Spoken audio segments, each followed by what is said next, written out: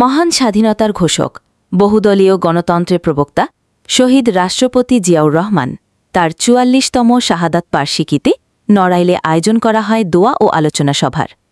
রবিবার ১৫ই জুন বিকেলে আব্দুল হাই ডিগ্রি কলেজ মাঠে নগর বিএনপির ৩য় নম্বর ওয়ার্ডের উদ্যোগে অনুষ্ঠিত হয় এই অনুষ্ঠানে, যেখানে অংশ নেন দলের বিভিন্ন পর্যায়ের নেতৃবৃন্দ। সভাপতিত্ব করেন ৩য় নম্বর ওয়ার্ড বিএনপির সভাপতি গোলাম সরোয়ার।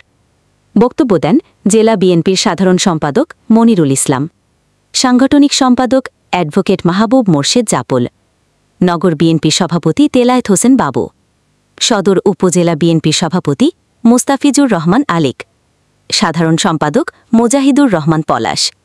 এছাড়াও আরও উপস্থিত ছিলেন ছাত্রদলের নেতৃবৃন্দ। বক্তারা শহীদ জিয়ার রাজনৈতিক জীবন, স্বাধীনতা যুদ্ধের অবদান এবং গণতন্ত্র প্রতিষ্ঠায় তার সংগ্রামের কথা তুলে ধরেন। অনুষ্ঠানের শেষ পর্বে শহীদ রাষ্ট্রপতির রুহের মাগফিরাত কামনায় বিশেষ দোয়া ও মোনাজাত পরিচালনা করা হয়।